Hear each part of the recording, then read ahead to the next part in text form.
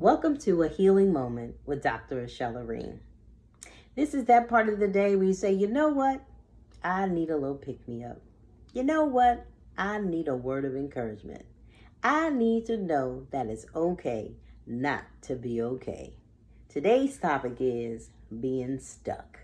So I hear you saying, what do you mean being stuck? I mean, you know you need to be healed. You know you need to talk about what's going on. You know you need to stop trying to deal with this thing on your own. Something in you is making you resistant to asking for help. So today we're going to talk about being stuck. There's this story in the Bible of a young man, older man. He'd been at the pool of Bethesda for 38 years. So the pool of Bethesda was a place in the Bible where lame people would go, people who needed to be healed. And every year the angel would come and stir the water, and whoever got in first would be healed. Well, there was a man there for 38 years.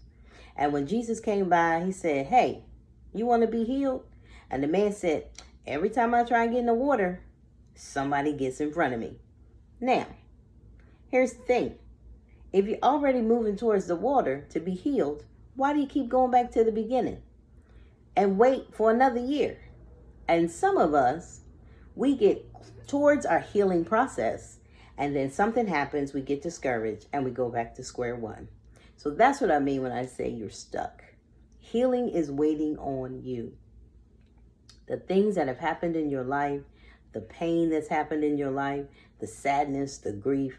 I mean, think about all the things you've been through, all the people who have died, all the losses that you've had. Grieving is not just about death, it's about loss. So if you lost the job, if you lost the friendship, if you lost the relationship, if you lost who you thought you would be, all of that can lead to some grieving. And you just might be stuck. You might say, you know what? I'm accustomed to feeling alone. I'm accustomed to doing this thing by myself. I'm accustomed to being in a loveless marriage. I'm accustomed to not getting what I want. Now imagine how life would be different if you took the time, you took the opportunity to talk to somebody about the things in your life that might be hurting you. I hear you saying, why do I want to talk about it? I don't want to remember that. Maybe there's some things in your life you don't want to remember. Remember this, a hurt that has not been dealt with has no time frame for healing, none whatsoever. People say, oh, just pray about it. Just slap some oil on it. Let God handle it. You know what else the Bible say? Faith without works is dead. So when we say it's okay not to be okay, that means we understand that there's anxiety, there's depression, there's suicidal ideation, there's harmful behaviors. If you're driving 100 miles an hour, sometimes on the highway, that's a harmful behavior. And all of that comes from being stuck. I know there's a stigma out there. You don't want to ask for help. You don't want people to know your business. We all came up with that saying, what happens in this house stays in this house. I'm here to let you know that it's okay not to be okay. So in this moment of a healing moment with Dr. Desakajosflo, we want to get unstuck.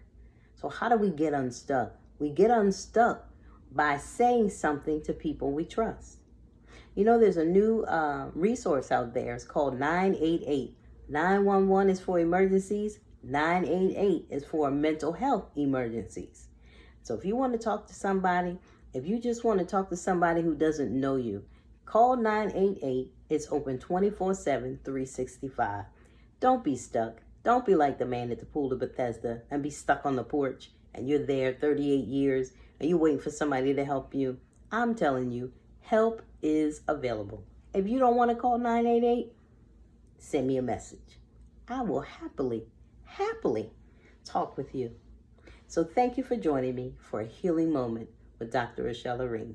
Until next time, be kind to yourself.